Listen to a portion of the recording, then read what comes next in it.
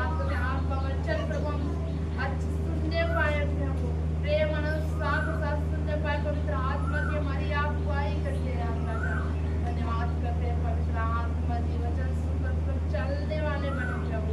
धन्यवाद करते हैं प्रभु, सारी महिमा आदर पूजिए हम आप करते हैं। आज गौर के लाके हाथ तोड़ करते प्रभु, आज के दिन में प्रभु आपकी धन्यवाद करते हैं प्रभु, सारी महिमा और आदर प्रभु की हम आपसे इस प्रार्थना के शिक्षा मध्य पवित्र नाम में मांग करते हैं राजा। धन्यवाद करते हैं। आमीन आमीन।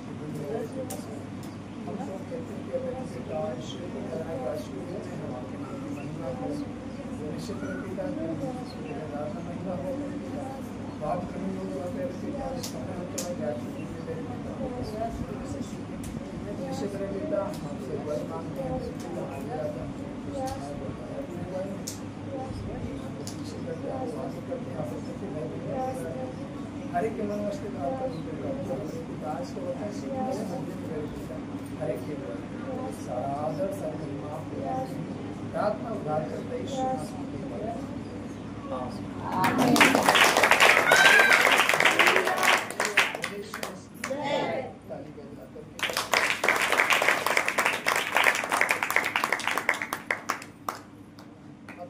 समाचार उस पर 18 था।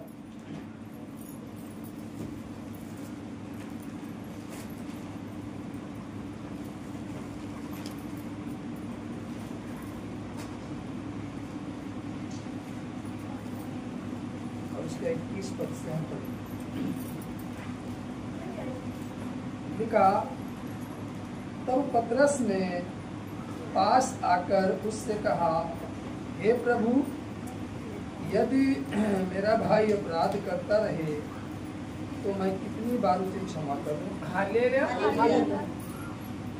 कह रहा, यदि मेरा भाई अपराध करता रहे तो मैं उसे कितनी बार क्षमा करूं? हालेलुया। क्या 7 बार तक? यीशु ने उससे कहा, मैं तुझसे यह नहीं कहता कि 7 बार तक, वरन 7 बार के 70 गुने तक। हालेलुया। 7 बार के 70 गुने तक। हालेलुया। इसलिए स्वर्ग का राज्य उस राजा के समान है जिसने अपने दासों से लेखा लेना चाहा। जब वह लेखा लेने लगा तो एक जन उसके सामने लाया गया जो 10,000 तोड़े का कर्जदार था। जबकि चुकाने को उसके पास कुछ न था, तो उसके स्वामी ने कहा, यह और इसकी पत्नी और बाल बच्चे और जो कुछ इसका है सब बेचा जाए और कर्ज चुका दिया जाए। इस पर उस दास ने गिरकर उसे प्रणाम किया और कहा, हे स्वामी, धीरज धर, मैं सब कुछ भर दूंगा। तब उस दास के स्वामी ने तरस खाकर उसे छोड़ दिया और उसका कर्ज भी क्षमा कर दिया। आमीन।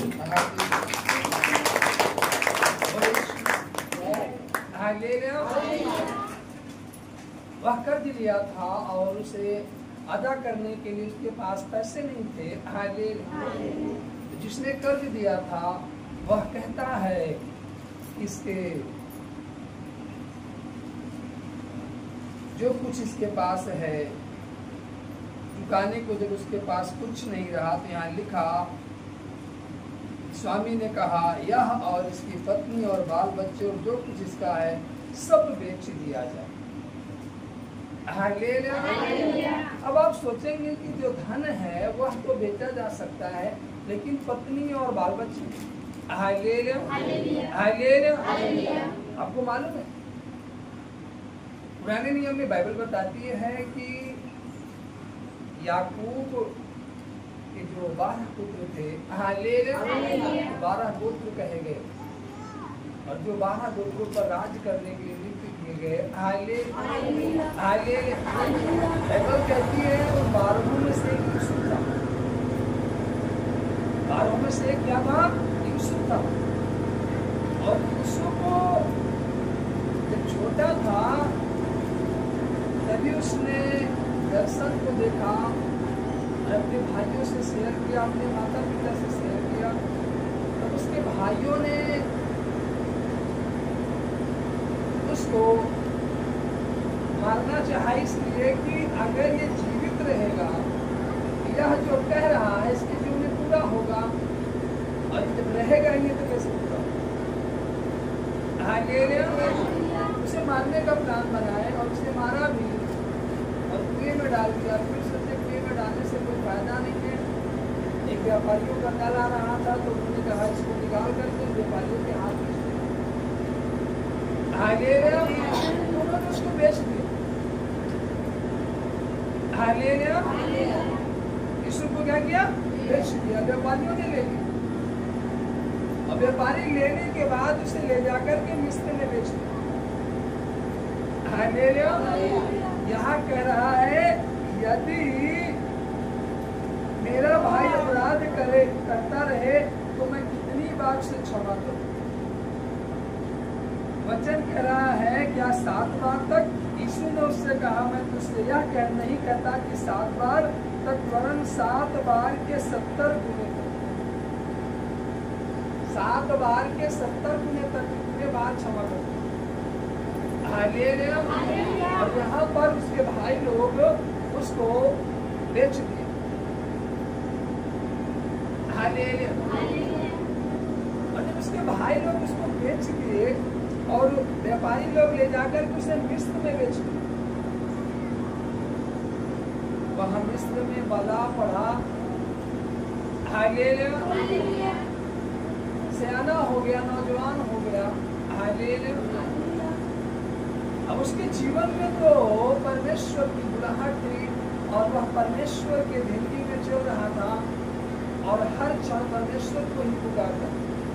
उसे अपने भाइयों से कोई सिकवा और गिला नहीं था। वो अपने भाइयों को किसी दिन नहीं कोसा, ना तो अपने भाइयों के विरुद्ध में प्रार्थना किया, ना तो ये कहा मेरे भाइयों ने मुझे बेच दिया, वही खराब है।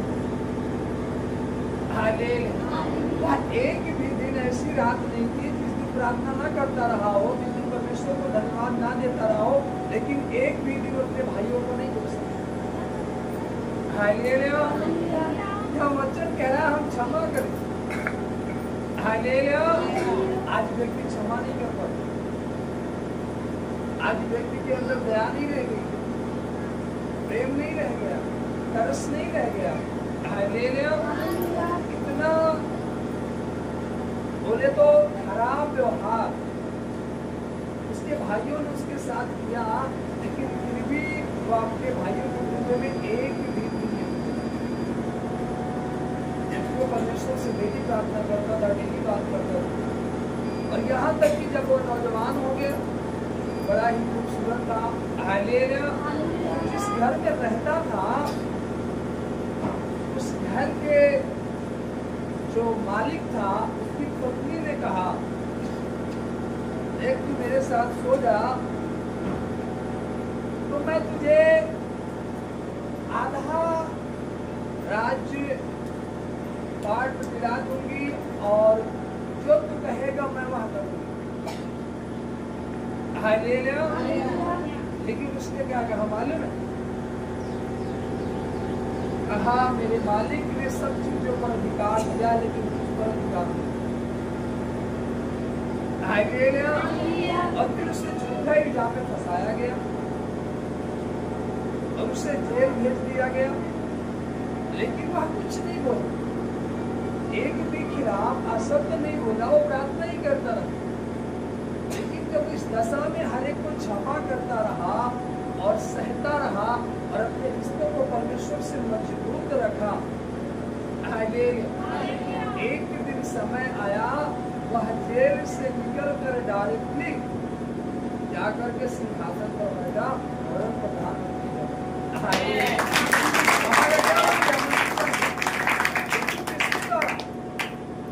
उस प्रेम के द्वारा, उस तरस के द्वारा, उस क्षमा के द्वारा वो चाहता तो जब मंत्री बना वो सबको सजा दे सकता था, लेकिन नहीं, उसके अंदर क्षमा, दया, तरस थी।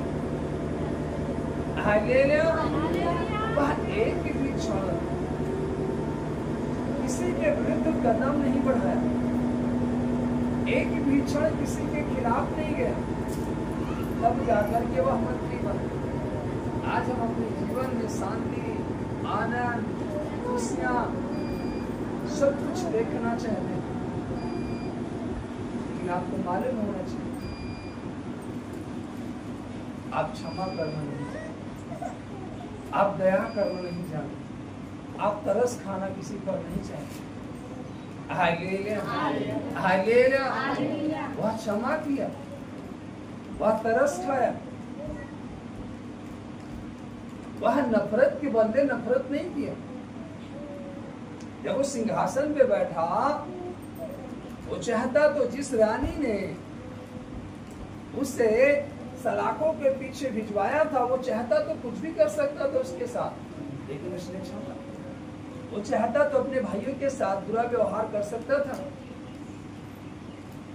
लेकिन उसके अंदर क्षमा थी। क्या वचन कह रहा? 7 बार नहीं, 7 के 70 बुरे बार क्षमा किया।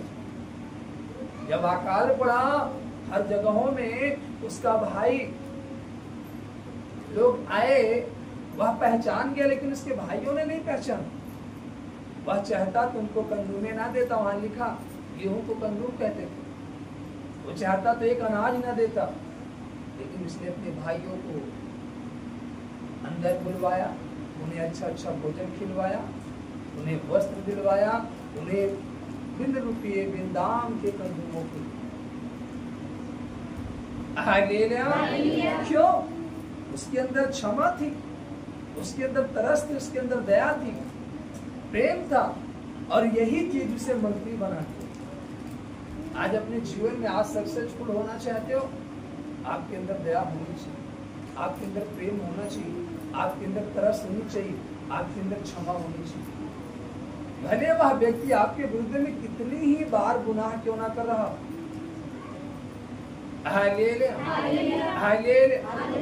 लेकिन आपको, यदि आप परमेश्वर के जन हैं, यदि आप परमेश्वर को जानने और पहचानने वाले हैं और परमेश्वर के वचन के अनुसार चलने वाले हैं, तो आपके अंदर ये गुण होने चाहिए। तब आप यूसुफ के तरीके, भले ही कष्ट आए, लेकिन उस कष्ट को आपको सह लेना है, दूसरे को कोसना नहीं है, और ना दूसरे पर आरोप लगाना है कि मैं इसके कारण ऐसा हो गया।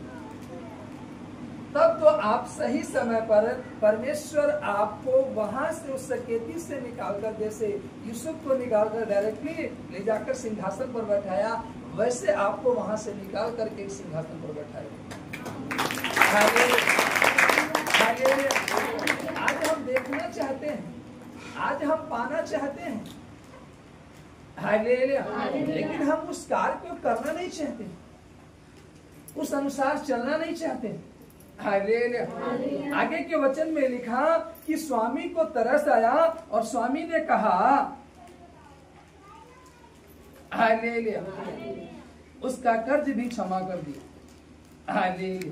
यहाँ लिखा है स्वामी ने तरस खाकर उसे छोड़ दिया और उसका कर्ज भी क्षमा कर दिया। परंतु जब वह दास बाहर निकला तो उसके संगी दासों में से एक उसको मिला जो उसके 100 दिनार का कर्जदार था। उसने उसे पकड़कर उसका गला घोटा और कहा, जो कुछ तुझ पर कर्ज है भर दे। इस पर उसका संगी दास गिरकर उससे विनती करने लगा, धीरज धर, मैं सब भर दूंगा। उसने ना माना, परंतु जाकर उसे बंदीगृह में डाल दिया कि जब तक कर्ज भर न दे तब तक वहीं रहे। अब सोचो, इस पर 10,000 तोड़े का कर्ज था और इसके स्वामी ने इसको क्षमा कर दिया। 10,000 तोड़े का कर्ज क्षमा कर दिया, लेकिन यह 100 दिनार का कर्ज नहीं क्षमा कर पाया जो दूसरे को दिया। हो सकता है एक व्यक्ति लाखों का कर्जदार हो, इसका मतलब ये नहीं कि वो कर्जदार ही है, हो सकता है उसने 200 किसी को उधार दिया हो। अब उसका लाख क्षमा हो गया, लेकिन वो 200 नहीं क्षमा कर पा रहा। लाख उसका क्षमा हो गया, लेकिन वो 200 नहीं क्षमा कर पा रहा है। 200 के लिए, यानी कि 100 दिनार के लिए उसे पकड़ा, उसका गला घोटा, उसको मारा, और बंदी गृह में डाल दिया। कहा, जब तक अदा नहीं होगा तब तक मैं तुझे नहीं छोड़ूंगा। अब आप सोच लीजिए कि यह व्यक्ति कैसा है। इसका 10,000 तोड़े कर्ज क्षमा किए गए हैं, लेकिन ये 100 दिनार का कर्ज नहीं क्षमा कर पाए। और बंदी गृह में डाल दिया कि जब तक कर्ज भर न दे तब तक वहीं रहे। उसके संगी दास यह जो हुआ था देखकर बहुत उदास हुए और जाकर अपने स्वामी को पूरा हाल बता दिया। तब उसके स्वामी ने उसको बुलाकर उससे कहा, हे दुष्ट दास, तूने जो मुझसे विनती की तो मैंने तेरा वह पूरा कर दे क्षमा कर दिया। इसलिए जैसे मैंने तुझ पर दया की वैसे ही क्या तुझे भी अपने संगी दास पर दया करना नहीं चाहिए। और उसके स्वामी ने क्रोध में आकर उसे दंड देने वालों के हाथ में सौंप दिया कि जब तक वह सब कर्ज भर न दे तब तक उनके हाथ में रहे। बोले यीशु मसीह।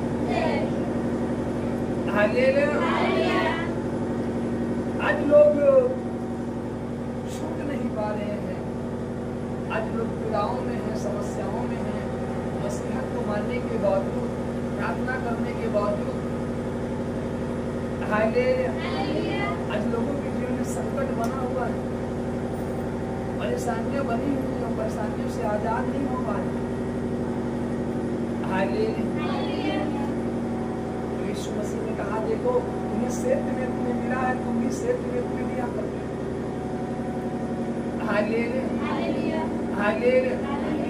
लेकिन आज इस कार्य को कौन कर रहा है? समझो, परमेश्वर ने कहा है क्षेत्र में तुम्हें दिया गया है और तुम भी क्षेत्र में तुम्हें बांटते रहो। लेकिन आज इस कार्य को कौन कर रहा है?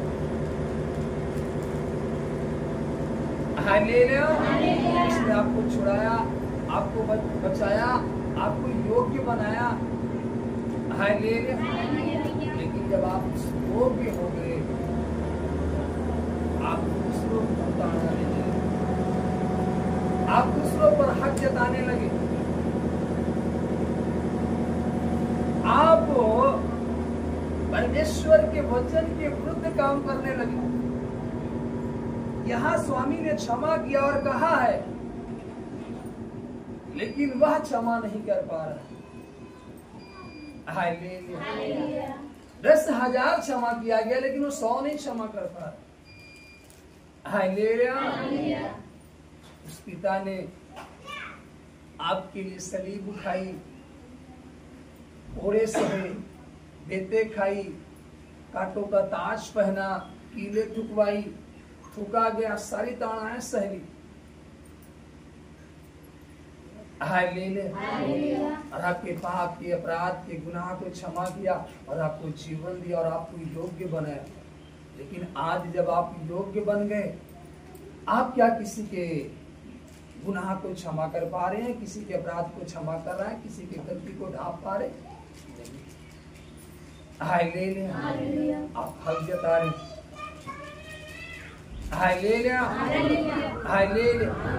इस कारण जब आप हक जताने लगे, जब आपका क्षमा किया गया और जब आप खुद हक जताने लगे, अधिकार जताने लगे, तब उस मालिक ने भी गुस्से में आकर, क्रोध में आकर कहा, इसे पकड़ लाओ और जब तक ये भर ना देना तब तक ये छूटने ना पाए। आज यही कारण है, आपको भरपाई करना पड़ा। आज कलीसियाएं इसी कारण भरपाई कर रही हैं।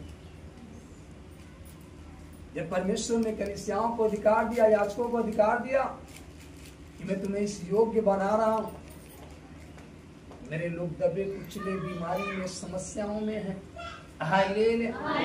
उन्हें छुड़ाओ, उन्हें सुसमाचार दो, उनके लिए रो, विलाप करो, गिड़गिड़ाओ, विनती करो। लेकिन नहीं, कुछ और होने लगा, कुछ और मलिकाना हक लोग जताने लगे, कलीसियाएं जताने लगी। तब जाकर के वह क्रोध में आकर झुझला उठा और कहा, इनसे अब इनके कर्ज की भरवाई जाएगी जो इनका क्षमा किया गया। हमने तो तुम्हारा क्षमा कर दिया ना, तुम क्यों नहीं क्षमा कर पा रहे? इसलिए आज भरना पड़ रहा है। इसलिए लोग आज छूट नहीं पा रहे, इसलिए लोग आज फ्री नहीं हो पा रहे। लेकिन क्षमा नहीं कर पाए। आपको मालूम है एक स्त्री चावल को बड़ी बारीकी से बीनती है, एक एक चावल को खिसका करके बीनती है। अगर गलती से एक कंकड़ रह गया उसमें और उसने बटुए में डाल दिया, वह एक कंकड़ पड़ा हुआ अगर किसी के दांत के नीचे गया, उस स्त्री की पूरी मेहनत को क्या कर देता है? असफल। वो कहेगा क्या चावल बिना नहीं गया? एक छोटी सी गलती, एक आज छोटी सी लापरवाही आपकी पूरी प्रार्थना, आपकी पूरी संगति, आपकी पूरी मेहनत को बेकार कर देती है। अगर यूसुफ जब सिंहासन पर बैठा, अगर वह रानी के विषय में सोचता कि इसने मुझे सलाखों के पीछे भिजवाया, अब मैं इस योग्य हो गया, मैं इसे भिजवाऊंगा, वो गिर सकता था। क्यों? दाऊद सिंहासन मिला दाऊद को, दाऊद राजा बन गया। जबकि वो जंगल में भेड़ बकरी चराया करता था, उस योग्य नहीं था, लेकिन परमेश्वर की दृष्टि दाऊद पर हुई। आज जो लोग सोचते हैं कि मैं इस योग्य बन गया हूं, तुम बने नहीं हो। ये परमेश्वर की दृष्टि तुम पर हुई है और परमेश्वर ने तुमको इस योग्य बनाया है। तो आप उस परमेश्वर का धन्यवाद करो कि परमेश्वर ने आपको इस योग्य बनाया है। आज अगर आप आकर के बैठ करके वचन सुन रहे हो तो आप अपनी बुद्धि, अपनी ताकत, अपनी बाइक से नहीं आ गए हो या अपने धन खर्च करके नहीं आ गए। ये परमेश्वर की दृष्टि हुई आप पर कि आप आकर के उसके भवन में बैठ करके उसके वचन को सुनो। ये उसकी दृष्टि हुई है आप पर। और बहुत सारे लोग तो सुबह से तैयारी किए कि हम चलेंगे आज प्रार्थना में, लेकिन किसी बात के कारण, किसी असफलता के कारण, किसी कारण से आधे रास्ते से लौट गए या आने का प्रयास किए लेकिन आ नहीं पाए। लेकिन आप पर दृष्टि हुई, परमेश्वर ने आपको चाहा, आपको चुना कि आज के दिन में आप उसके साथ बैठ करके संगति करें। यह आपकी योग्यता नहीं है, परमेश्वर का अनुग्रह और आप पर दया हुई है। इसलिए आप उसको धन्यवाद दो। आज लोग परमेश्वर को धन्यवाद नहीं दे पाते, वरन वो अपने आप को प्रकट करने लगते हैं। परमेश्वर को महिमा नहीं दे पाते हैं, वरन अपने आप को जाहिर करने लगते हैं कि मेरा ये बल है, मेरी ये बुद्धि है, मेरी ये ताकत है, मेरा कर्तव्य है। दाऊद पर परमेश्वर की दृष्टि हुई, जबकि उसके सारे भाई काबिल थे। उसका पिता कहा दाऊद किसी काबिल नहीं है, वो भेड़ बकरी का चरवाहा वरन सबसे छोटा है, वो किसी काम का नहीं है।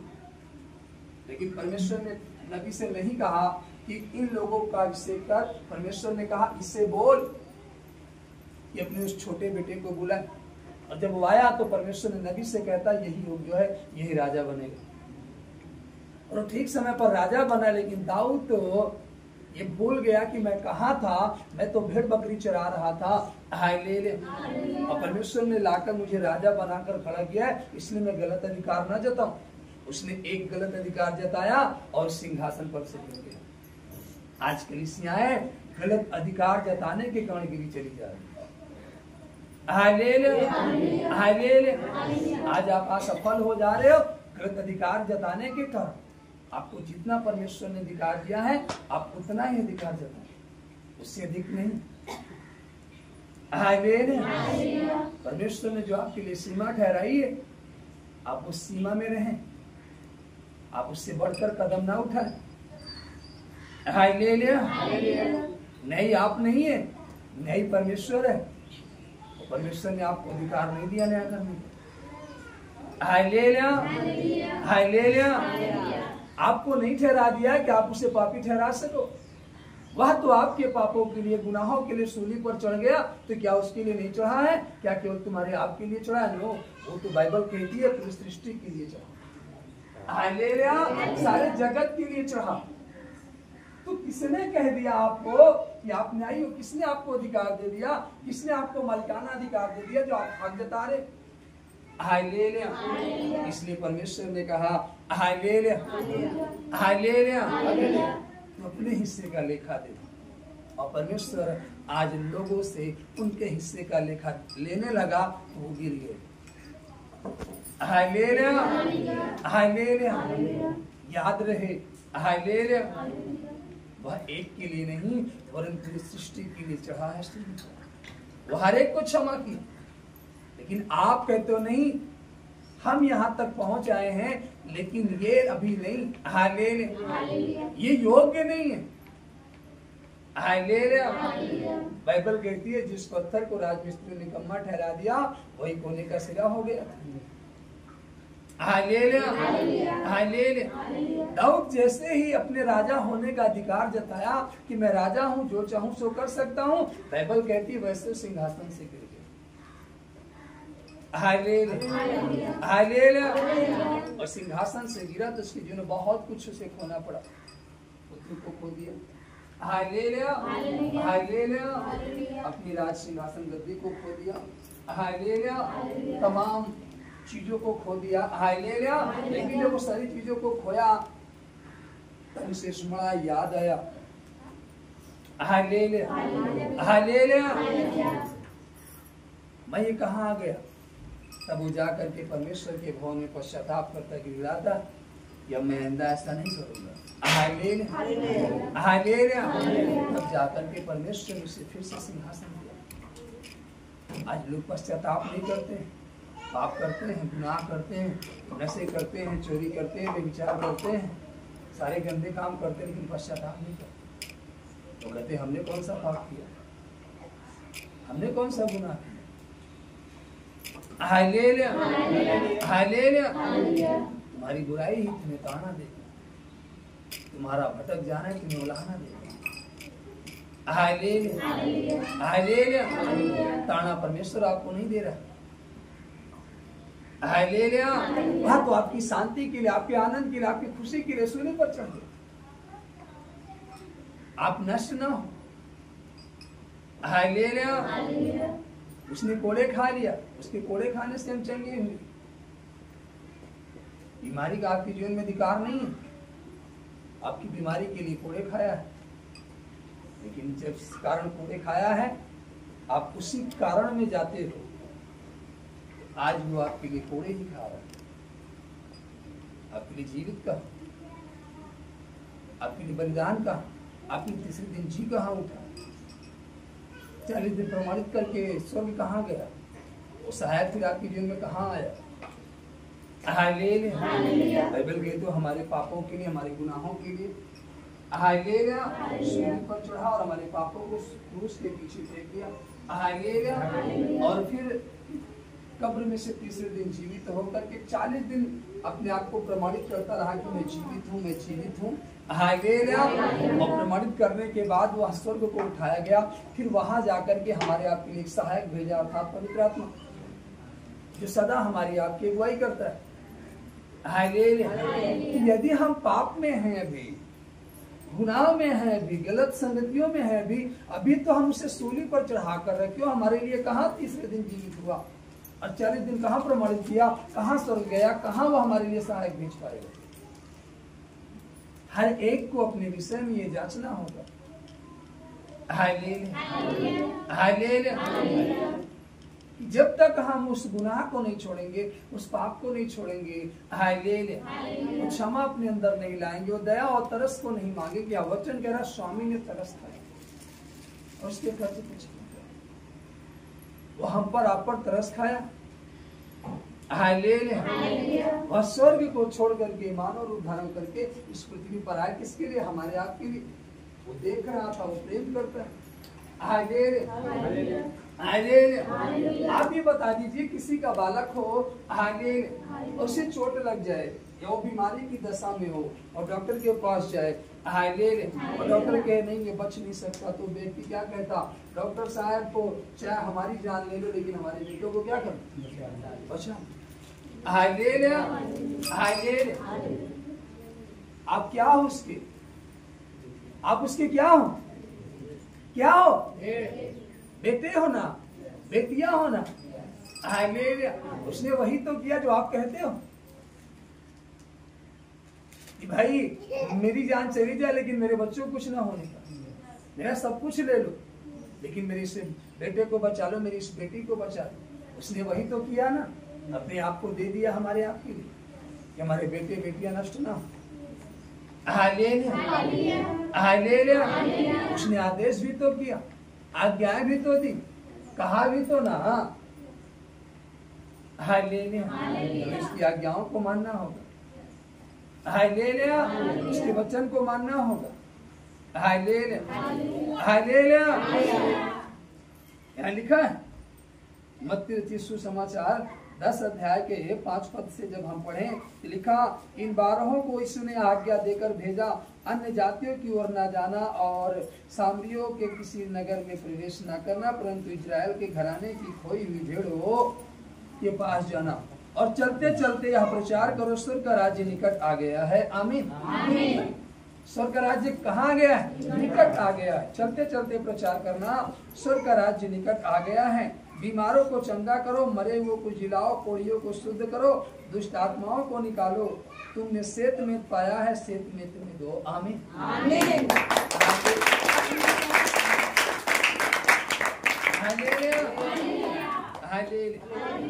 अपने पटकों में ना तो सोना, ना रूपा और ना तांबा रखना। मार के लिए ना झोली रखो, ना 2 कुर्ते, ना जूते, ना लाठी लो, क्योंकि मजदूर को उसको भोजन मिलना चाहिए। जिस किसी नगर या गांव में जाओ तो पता लगाओ कि वहाँ कौन योग्य है। माना अगर परमेश्वर ने अपने दूतों को भेजा, आपने विनती किया, प्रार्थना किया, बाइबल कहती है कि अब्राहम जब परमेश्वर की आज्ञा के अनुसार चलने लगा, और परमेश्वर ने आज्ञा दी, वह चलता चला गया।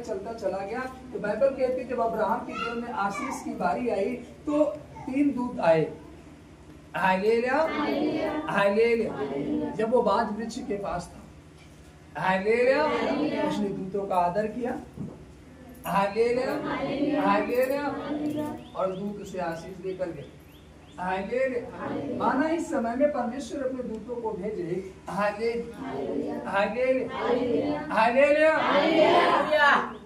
तो क्या आप उनके दूतों का आदर कर पाओगे?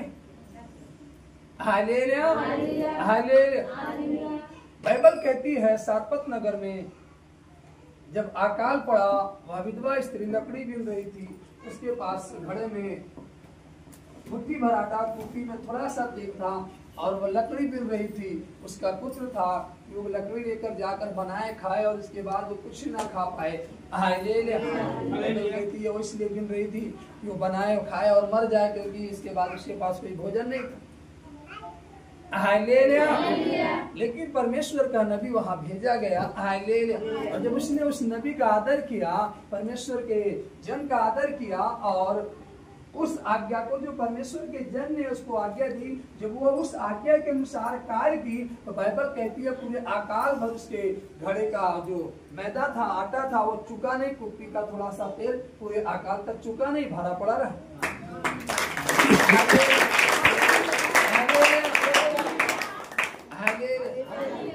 वह उस अनुसार कार्य किया। तब जाकर के आज हमें भी आदर करना होगा इस वचन का। हमें भी अपने आप को योग्य बनाना होगा। जैसे परमेश्वर ने हमारे पापों को क्षमा किया, हमारे गुनाहों को ढांप दिया और हमें सजा नहीं दी, वरन सह लिया, खुद हमारे पापों का दंड वो सह लिया, हमारे बोझ को उठा लिया, एक मूल्य अदा किया, अपना लहू बहाया, बलिदान होगा। उस तरीके से हमें आपको भी सहना पड़ेगा। सैक्रिफाइस होना पड़ेगा। तब जाकर के स्वर्ग का राज्य हमारे निकट होगा और हम उसमें प्रवेश कर पाएंगे। वचन कहता दिया करो तो तुम्हें भी दिया जाएगा, जिस नाप से तुम नापते हो उसी नाप से तुम्हारे लिए भी नापा जाएगा। तो याद रहे आप किस नाप से नापते हो। यीशु मसीह ने कहा जैसा व्यवहार तुम दूसरे से चाहते हो वैसा व्यवहार तुमको रखना पड़ेगा, जैसा आदर तुम चाहते हो वैसा आदर तुमको करना पड़ेगा, जैसी शांति तुम पाना चाहते हो वैसी शांति दूसरों के लिए खोजना पड़ेगा। हालेलुया। अगर तुम अपने जीवन में उन्नति चाहते हो तो आपको दूसरों को उन्नति देखना होगा। आज लोग कहाँ देख पा रहे दूसरे की उन्नति? बढ़ रहा तो लोग उसकी टांग खींच रहे। ये कैसे बढ़ रहा है? हालेलुया। दाह हो रही है, जलन हो रही है। तो जब आप दाह करोगे, जलन करोगे तो आपके जीवन में क्या होगा? दाह होगा, जलन होगी। हालेलुया। वरन जब तुम आशीष दोगे तो तुम्हें भी आशीष दी जाएगी। हालेलुया। वचन साफ साफ कहता है जैसा व्यवहार तुम चाहते हो वैसा व्यवहार दूसरे से रखो। हालेलुया। अगर तुम ऊंचा उठना चाहते हो तो दूसरों को ऊंचा उठाना सीखो। अगर तुम अपने जीवन में शांति पाना चाहते हो दूसरों को शांति दो। हालेलुया। हालेलुया। अपने जीवन में आदर चाहते हो तो दूसरों का भी आदर करो। तुम चाहते हो हमारी गोद में दबा दबा करके, हिला हिला करके उमड़ता हुआ डाला जाए तो आपको भी दबा दबा कर, हिला हिला कर उमड़ता हुआ देना पड़ेगा। क्योंकि लिखा है जिस नाप से तुम नापते हो उसी नाप से तुम्हारे लिए नापा जाएगा। और जैसा व्यवहार तुम दूसरे से चाहते हो वैसा व्यवहार तुमको रखना होगा। तुम्हारा व्यवहार बुरा है दूसरों के प्रति तो तुम्हारे जीवन में कैसे अच्छा हो सकता है? हालेलुया। हालेलुया। यीशु मसीह ने कहा तुम्हारा अगर कोई कुर्ता ले ले तो अपनी 2 हाथ भी दे देना।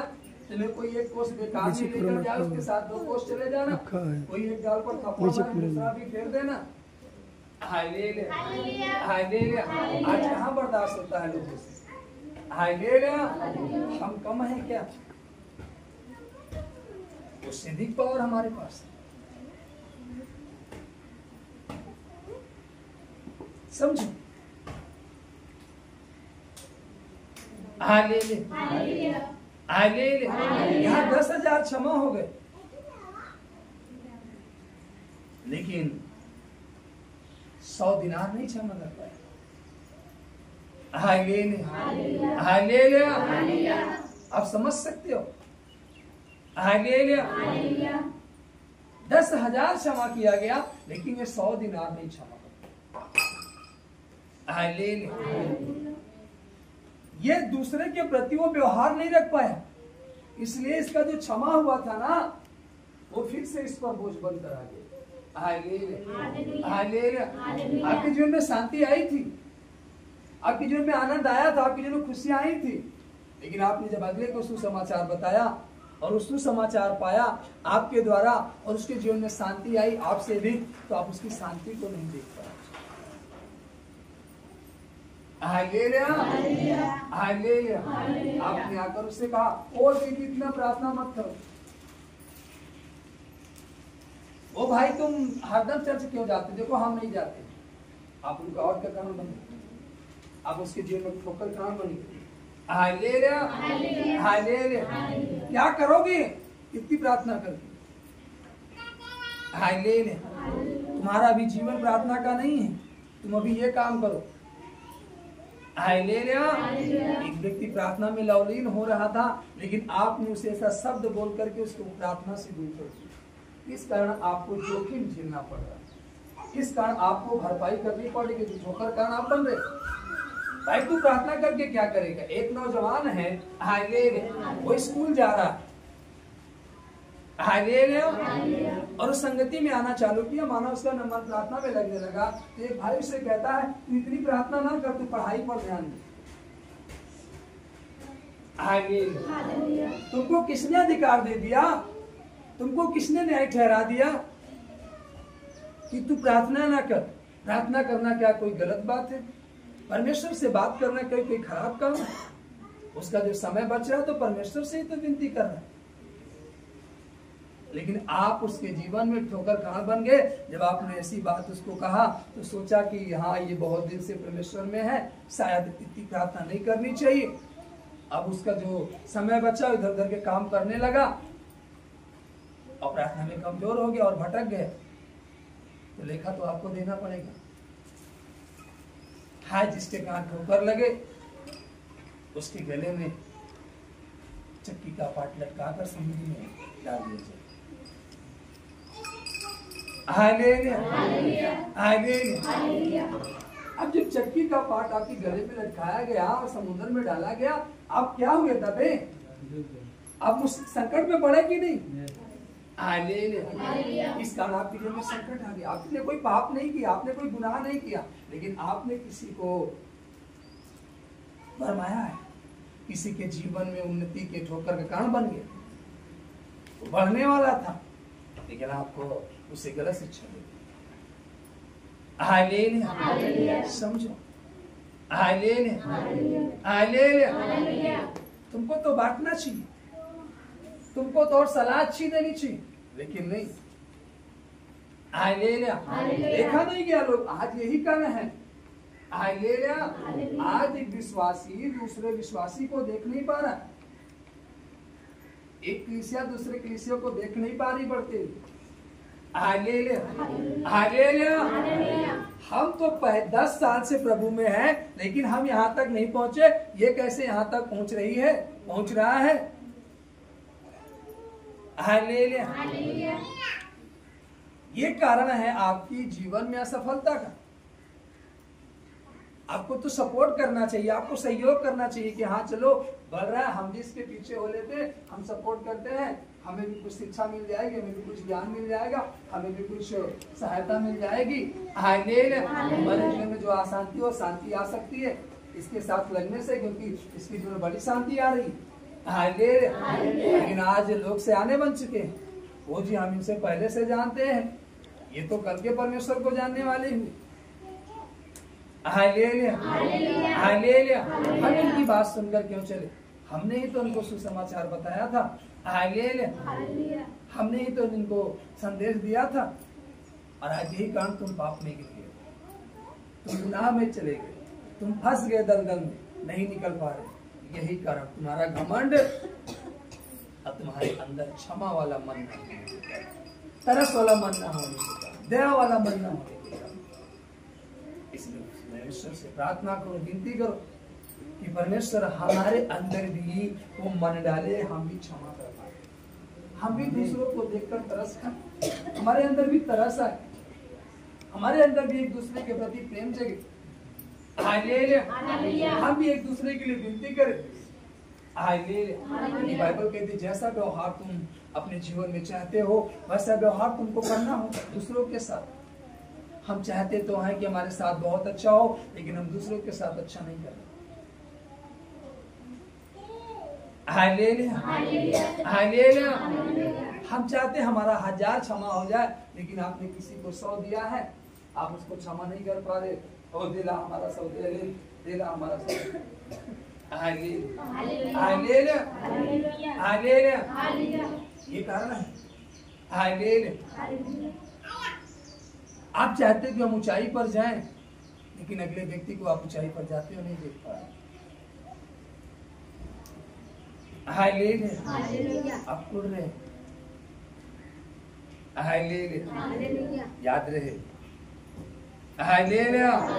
लिखा है घर में प्रवेश करते उसको आशीष देना। यदि उस घर के लोग योग्य होंगे तो तुम्हारा कल्याण उन पर पहुंचेगा, परंतु योग्य ना हो तो तुम्हारा कल्याण तुम्हारे पास लौट आएगा। जो कोई तुम्हें ग्रहण ना करे और तुम्हारी बातें ना सुने, उस घर या उस नगर से निकलते हुए अपने पांवों की धूल झाड़ डालो। मैं तुमसे सच कहता हूँ कि न्याय के दिन उस नगर की दशा से सदोम और अमोरा की देश की दशा से अधिक सही। हालेलुया। आज ऐसा कहाँ हो रहा? हालेलुया। करे ना करे, हम तो सपोर्ट कर खाएंगे। हालेलुया। बराबर के पार्टनरशिप होंगे, हकदार होंगे, हमें किससे मतलब है, उनसे जीवन से क्या मतलब? लेकिन यहाँ वचन करें तुम्हारी बातें ग्रहण ना की जाए। हालेलुया। तो तुम धूल भी लेकर ना आओ झाड़ दो उस नगर। हालेलुया। परमेश्वर ने अपने आप को प्रकटीकरण नहीं किया। हालेलुया। वह वचन को महत्व दिया। हालेलुया। स्वयं ईश्वर हो करके मानव रूप धारण करके पृथ्वी पर आया और अपने आप को कष्ट में ले गया, पीड़ाओं में ले गया, दर्द में ले गया, फिर भी वो अपने आप को प्रदर्शित ना करके वह कहता रहा कि तुम उस पिता का आदर करो। वह क्षमा करता रहा, वह तरस खाता रहा, लोगों ने उसे मारा, उस पर थूका, ताड़नाएं थी, लेकिन वो कहा पिता इन्हें क्षमा करना, क्योंकि ये नहीं जानते क्या करना, क्योंकि उन्हें नॉलेज नहीं है, उन्हें ज्ञान नहीं है। लेकिन आज आपको नॉलेज होने के बावजूद, ज्ञान होने के बावजूद भी आप क्षमा नहीं कर पा रहे, आप उस पर तरस नहीं खा पा रहे, आप उसे समझा नहीं पा रहे, आप उसे बता नहीं पा रहे। माना एक व्यक्ति ने आपको गाली दिया, एक व्यक्ति ने आपके साथ बुरा व्यवहार किया और आप इसके साथ बुरा व्यवहार करेंगे, आप उसको गाली दे रहे हो, तो आप में उसमें फर्क क्या है? कुछ नहीं। उसको तो मालूम नहीं है ना, वो इसलिए से काम कर रहे हैं, लेकिन आप जानबूझ कर उस काम को यहाँ पर 10,000 तोड़े का कर्ज स्वामी ने तरस खाकर क्षमा कर दिया और कहा जा मेरे कर्ज क्षमा हुए। लेकिन वो ये भूल गया कि मेरा 10,000 क्षमा हुआ है तो 100 दिनार क्या है। अगर मैं 100 दिनार माना कि मैं ले ही लूं तब पर भी मेरा 9,900 क्षमा हुआ। 100 अगर काट भी दूं तो मैं 100 क्यों काम नहीं कर पाया, इस काम को नहीं कर पाया, वो क्षमा नहीं कर पाया, इस कारण वो फिर से उस गुलामी की दशा में चला गया।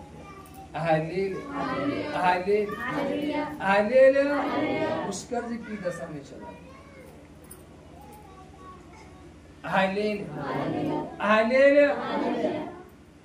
क्यों चला गया? क्योंकि वो क्षमा नहीं कर पाया। आज आप चंगे हुए फिर से बीमारी की दशा में चले गए, आपके जीवन में शांति आई, आपके जीवन में आनंद आया, लेकिन फिर से वो आनंद चला गया। क्यों?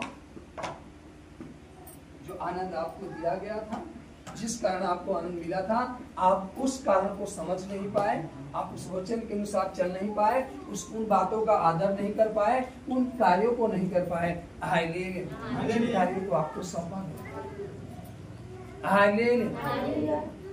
इस कारण फिर से आपके जीवन में वो समस्याएं आ गई, वो परिस्थितियां फिर से आपके जीवन में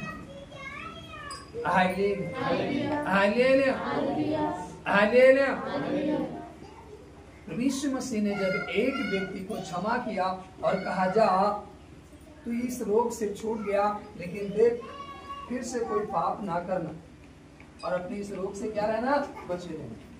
लेकिन जब वो पाप करेगा तो फिर से वो रोग उसे धर सकता है, वो बीमारी फिर से धर सकती है। क्यों? क्योंकि लिखा है जा फिर से पाप ना करना और अपने इस रोग से क्या रहना, बचे रहना। पाप ना करना और रोग से क्या रहना, बचे रहना।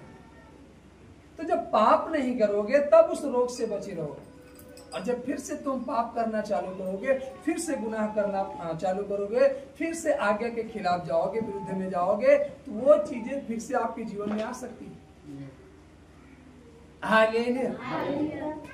इसलिए आपको ये ध्यान रखना है कि वचन क्या करे, पिता ने क्या कहा।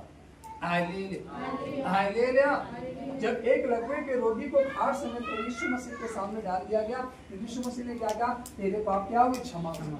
और जब उसका पाप क्षमा हुआ तो क्या हो गया, चंगा हो गया, अपनी खाट उठा करके चलो। सबसे पहले आपकी क्षमा होंगे पाप, क्योंकि मनुष्य पाप में गया, गुनाह में गया,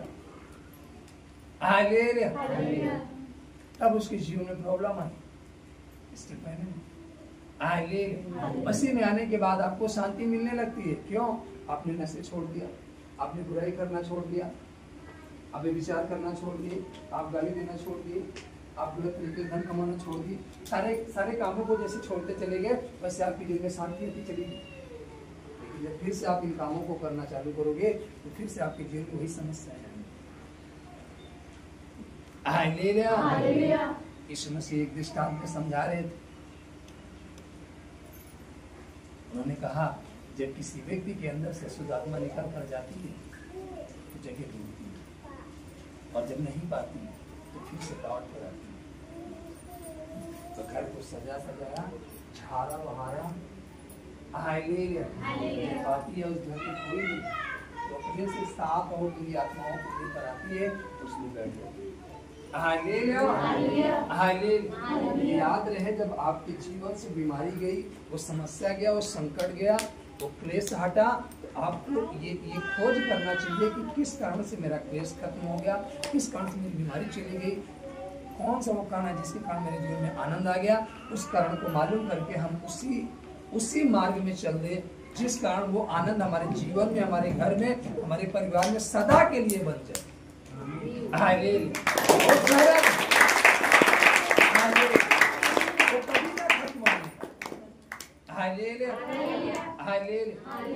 हमने 1 घंटे प्रार्थना की, हमें थोड़ा सा रिलीफ मिला, तो हमने 2 घंटे प्रार्थना की, हमें और आनंद मिला, तो हमने 3 घंटे प्रार्थना की, हमें भरपूर आनंद मिला। हालेलुया। और हमने एक नियम बना लिया कि हमें रोज 3 घंटे प्रार्थना करनी है। जब हम रोज 3 घंटे प्रार्थना करने लगे तो वो आनंद हमारे जीवन में बढ़ता चला गया। अब हमें मालूम हो चुका है कि हमें 3 घंटे प्रार्थना करनी है डेली, और ये आनंद हमसे कोई छीन नहीं पाएगा। लेकिन जब हम वो प्रार्थना करना बंद कर देंगे तो कोई ना कोई हमारा वो आनंद छीनना चालू कर देगा। आज लोग यही नहीं कर पाते।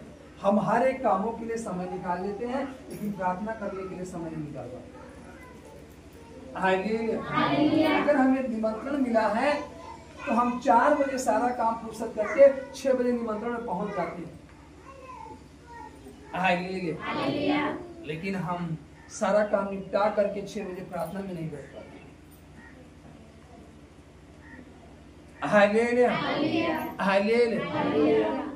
किसी मित्र ने आपको बुलाया, आप कहते चलो आकर खाना बनाकर खाएंगे, जाकर उसका सुन लेंगे। लेकिन आप परमेश्वर का शब्द, उसका वचन सुनने के लिए योजना नहीं बनाते कि चलो 2 घंटे बाद ही भोजन करेंगे, लेकिन पहले हम परमेश्वर को महिमा देंगे और उसके वचन को सुनेंगे। हम 8 बजे के बजाय खाना 10 बजे खाएंगे, लेकिन वो खाना आनंद के साथ खाएंगे, दुख के साथ नहीं खाएंगे, बीमारी के साथ नहीं खाएंगे, क्लेश के साथ नहीं खाएंगे, संकट के साथ नहीं खाएंगे। और उस भोजन कैसे खाएंगे? आनंद के साथ। क्यों? क्योंकि जब 2 घंटे परमेश्वर को महिमा देंगे तो परमेश्वर हमारे जीवन में आनंद देगा। जब हम भोजन बनाएंगे ना महिमा देने के बाद, तो हम भोजन कैसे बनाएंगे? गाते हुए। भोजन कैसे बनाएंगे? आनंद के साथ। भोजन भी क्या बनेगा? 2 गुना स्वादिष्ट। कैसे बनेगा? 2 गुना स्वादिष्ट। दर्द के मारे हम बना रहे, कष्ट के मारे बना रहे, तो भोजन अच्छा नहीं बनेगा। नमक ज्यादा हो जाएगा, तेज हो जाएगा, कम हो जाएगा, मसाला कम ज्यादा हो जाएगा, पानी ज्यादा कम हो जाएगा, सब्जी कम पकी, रोटी कच्ची हो जाएगी। दर्द के मारे तवे पे डाला, और दर्द चालू, वो जल्दी से हटा लिया, वो फिर डाला, फिर हटा लिया, थोड़ा जल्दी बना लिया, और जल्दी बना, थोड़ा कच्चा ही, फिर खाया, फिर खराब।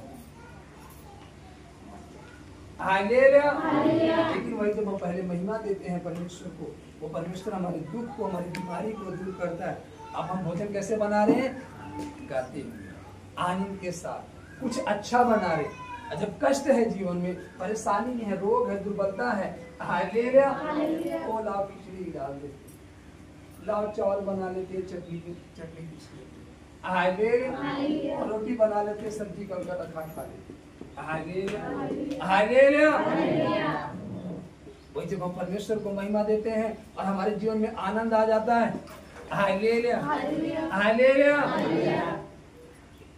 तो हम अच्छी चीजों को बनाते हैं, आनंद के साथ बनाते हैं।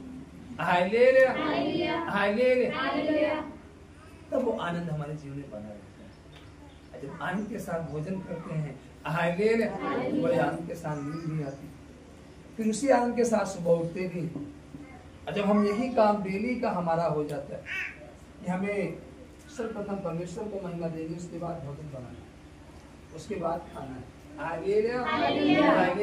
फिर ये आनंद सदा का आनंद हमारे जीवन में बन जाए।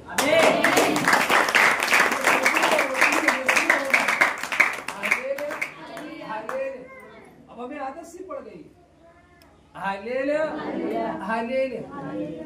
अब अगर कोई हमें खाना बनाने को कहे कि भैया जल्दी से खाना बना लो, खा लो, तो प्रार्थना करे हमें अच्छा ही नहीं लगेगा, खाना खाने का मन ही नहीं करेगा। क्योंकि ऐसा लगेगा हम कोई बहुत बड़ा गुनाह कर रहे हैं, बहुत बड़ी गलती कर रहे हैं। रोज प्रार्थना करने वाला व्यक्ति बगैर प्रार्थना करने वो सो नहीं सकता, चाहे वो जितना कष्ट में चला जाए, चाहे जितनी पीड़ा में चला जाए, बगैर प्रार्थना के उसको नींद ही नहीं आएगी, आ ही नहीं सकती।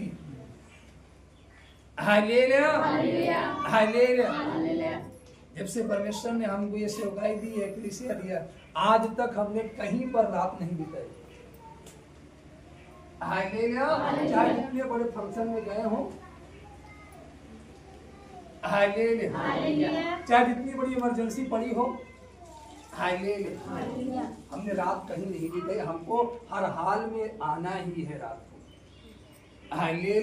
चाहे 12 बजे रात आए, चाहे 2 बजे रात आए। भोर की प्रार्थना हमें यही करनी है।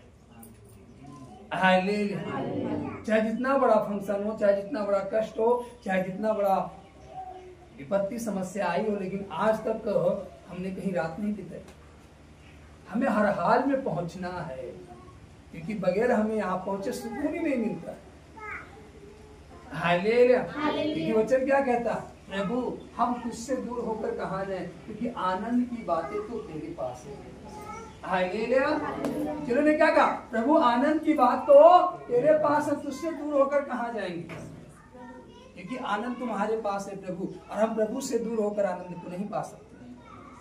तो जो व्यक्ति प्रभु के पास आकर आनंद पाया है, वो दूर कभी नहीं रह सकता। उसको चैन, अगर वो एक संडे ना आए ना, किसी कारण वो ना पहुंच पाए ना, मालूम है उसको इतनी बेचैनी होती कि वो गिनता है, उल्टी गिनती, वो जल्दी से बीते सोमवार, जल्दी से बुधवार बीते, जल्दी से इतवार मुझे पहुंचना है, उसको बेचैनी होने लगती है अगर वो एक संडे मिस कर देता है।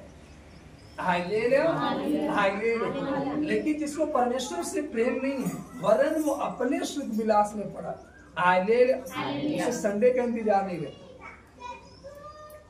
उसे किसी दिन का इंतजार नहीं रहता। वरन जो परमेश्वर के लिए भूखा है, जो परमेश्वर से प्रेम करता है, वो मिस नहीं कर सकता। अगर उनसे कहते भाई संडे को एक काम हट, मैं इस काम को नहीं कर सकता, संडे हमारा प्रभु का दिन है, मैं प्रभु को समझता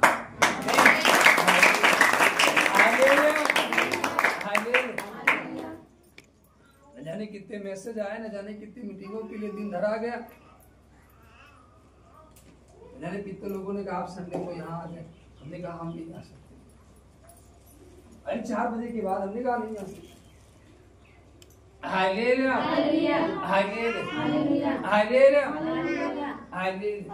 एक संडे हमें समय दे दो, हमने कहा नहीं दे सकते।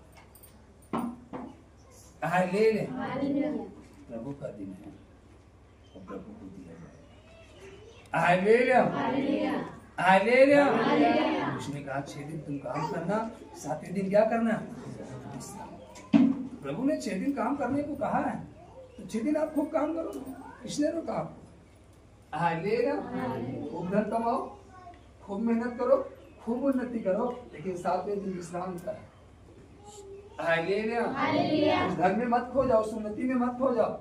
एक दिन जो परमेश्वर का है उसे देते रहो, और परमेश्वर बाकी के दिन में आपको देता रहेगा।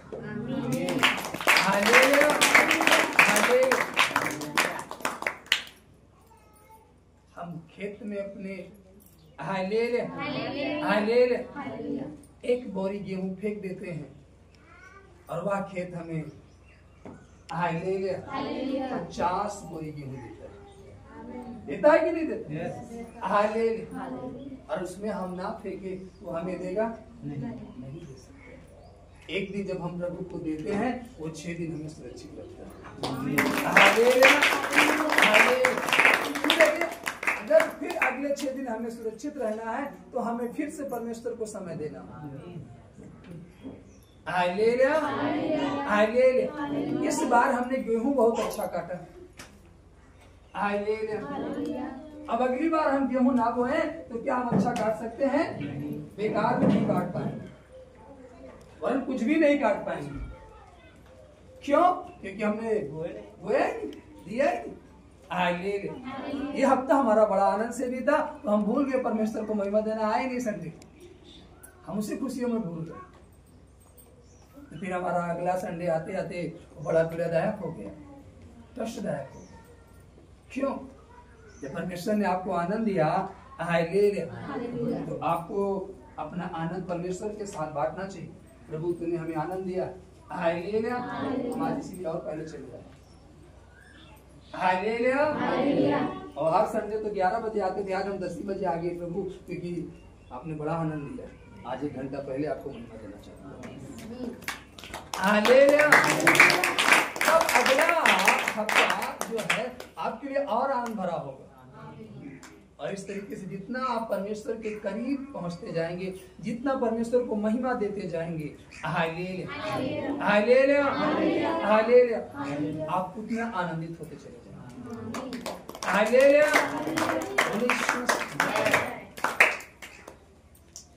हालेलुया। एक बार हालेलुया।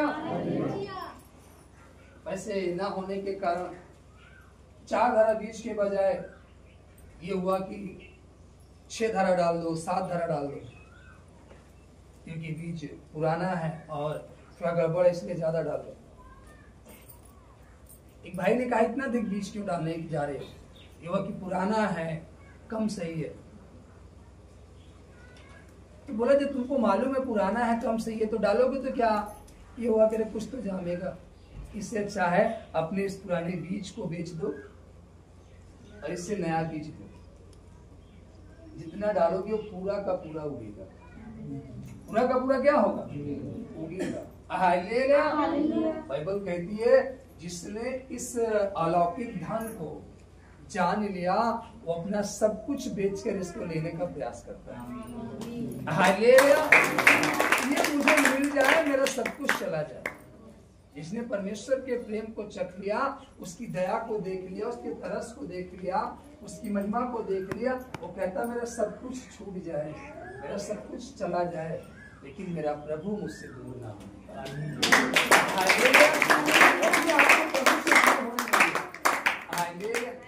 वो कहता मेरा सारा काम पीछे हो जाए, लेकिन मेरी प्रार्थना पीछे नहीं होगी, मेरी संगति पीछे नहीं। क्योंकि मुझे उससे मालूम हो चुका है कि ये जो संगति है वो पावरफुल है।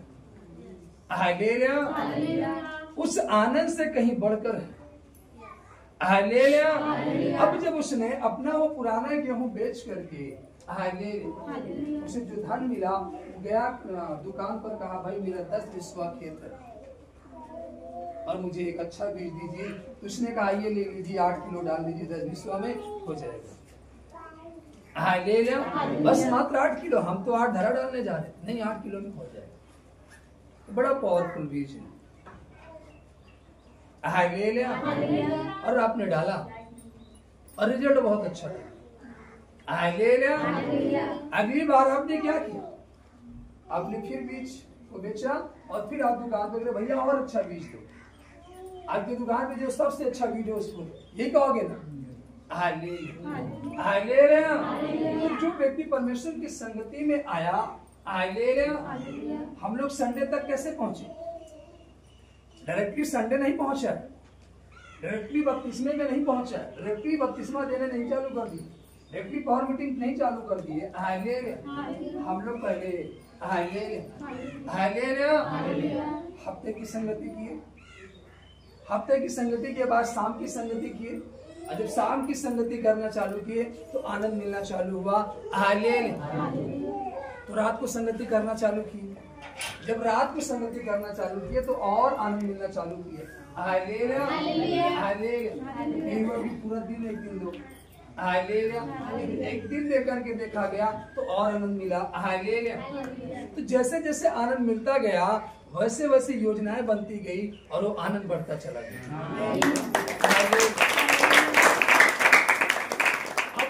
जो पुराना गेहूं बेच करके नया बीज लाया 8 किलो, हालेलुया, और उसे बेनिफिट मिला, हालेलुया। अब वो हर साल क्या करता है मालूम है? जो खेत में बीज होता है उसको सब बेच करके वो नया बीज ला करके, नई खाद ला करके, नया सब कुछ करता है, हालेलुया, और अधिक फलवंत होता जाता है, हालेलुया, हालेलुया। तो अधिक फलवंत होता चला जाए, उसे मालूम हो चुका है। इस तरीके से आपको मालूम हो चुका कि हमने 1 घंटे प्रार्थना किया तो हमको इतना आनंद मिला, 2 घंटे प्रार्थना किया कितना, 3 घंटे। अगर वही डेली हम करना चालू कर दे, ये आनंद हमारे जीवन से कभी खत्म ही नहीं हो सकता, वो सदा बना रहेगा, क्योंकि हम रोज उसको महिमा देते, हालेलुया, रोज वो हमको आनंद दे रहा है, हालेलुया, हालेलुया। तो आपको जब रोज आनंद मिल रहा है, आप रोज महिमा दे रहे, हालेलुया, और आप जितना आनंद ले रहे हो आप पूरा खर्च नहीं कर पाए, तो आपका आनंद क्या होता चला जा रहा है? बढ़ता चला जा रहा है, हालेलुया, हालेलुया।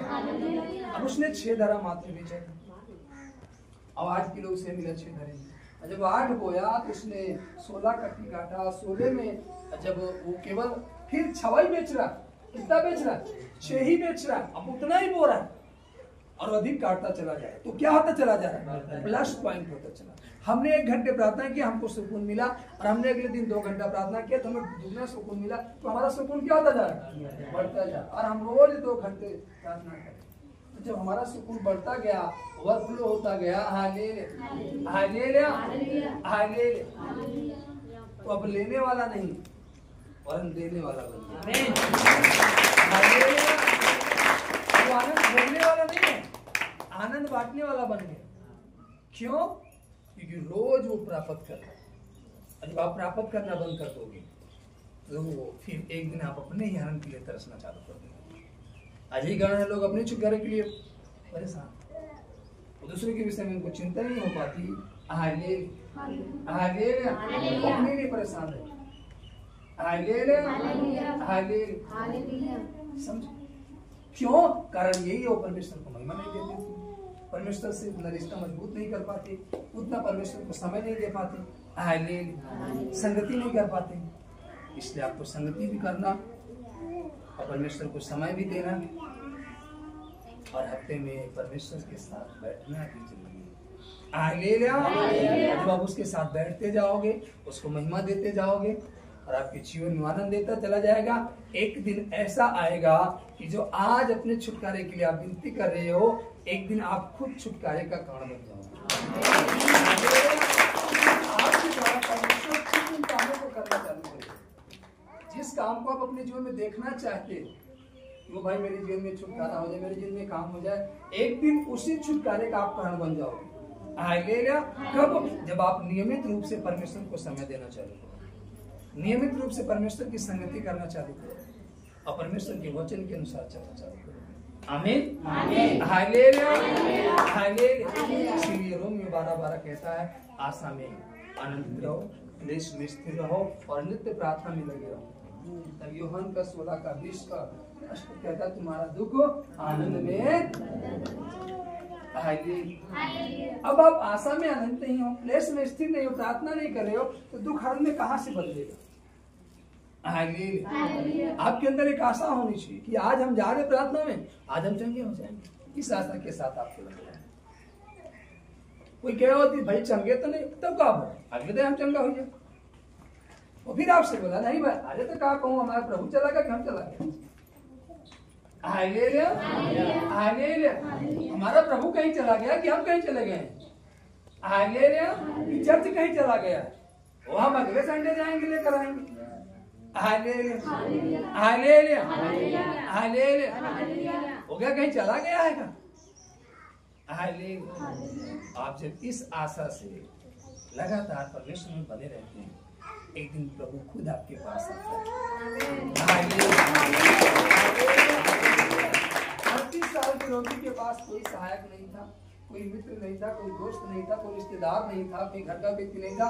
वो रोज जाता, कहता कोई बात नहीं, कल हम फिर आएंगे, कल हम पहले कूद जाएंगे। हालेलुया। ऐसा करते कितने साल हो गए? 38 साल से वो रोगी था, लेकिन नहीं पहुंच पाता। कोई ना कोई उससे पहले कूद जाता था और कहता चलो आज नहीं तो कल हम कूद जाएंगे।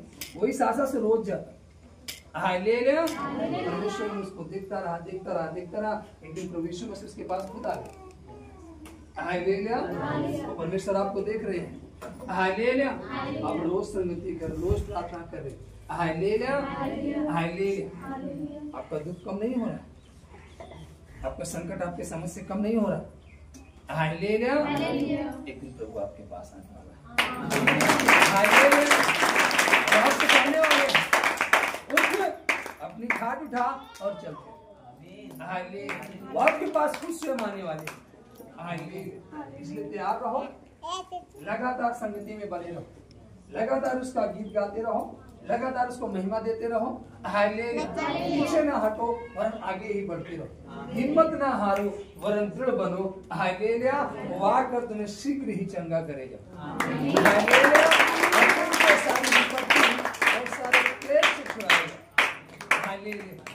इसलिए लगातार उसकी महिमा करते रहो। उस वचन को पढ़कर देख करके कि 38 साल का रोगी कैसे प्रतिमा रहा और एक दिन प्रभु यीशु मसीह के पास आ गए। इस तरीके से प्रभु यीशु मसीह आपके पास भी आएंगे। आमीन। ताली बजाकर परमेश्वर हालेलुया। आएंगे अपने स्थान पर खड़े हो जाएंगे। हालेलुया। आज रोटी का दिन है।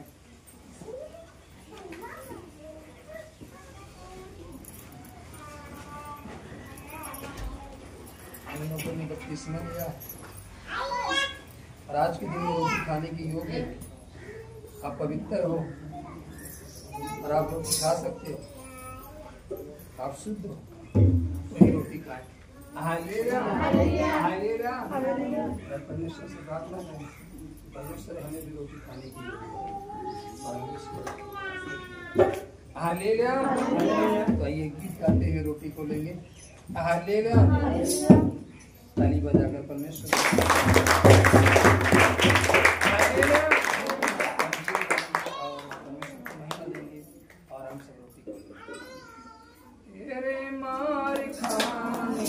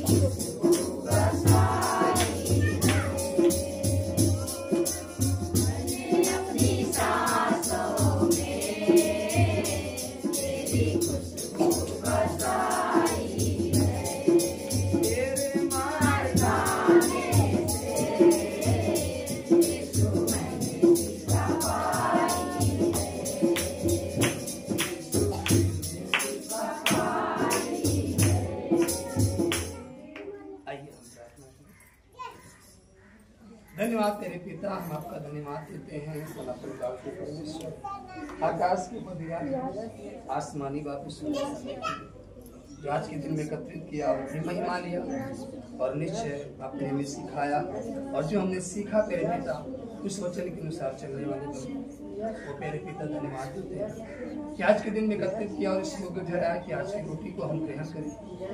सुनिश्चित तेरे पिता धन्यवाद देते हैं, हर एक की अगुवाई करे तेरे पिता, इस रोटी को खाए और बल मिले, ताकत मिले और आपके राज्य में बढ़ने पाए। सारा आदर सारी महिमा आपको देते हैं। अपने भारत देश पर नागरिक को शासन प्रशासन प्रशासन के अधिकारी चारों तरफ शांति को बोलते हैं आपका अनुग्रह हो, आपकी दया हो। जैसे अब तक संभाला वैसे आगे भी संभाले, आगे की प्रार्थना आगे के समय को जैसे आपकी महिमा अब तक होती है आगे भी होती है। फिर से मेरे प्यारे पिता बड़े आनंद हर्ष उत्साह के साथ अपनी प्रार्थना व्यक्ति को समझ इस समय कोई रोग बीमारी दुर्बलता समस्या में है, चंगाई को रिलीज करते, छुटकारे को रिलीज करते और आपकी आशीष करते हैं। अपनी प्रार्थनाओं को सुना इस नासरी के नाम सुना। हालेलुया। बोलो प्रभु यीशु मसीह सभी को जय।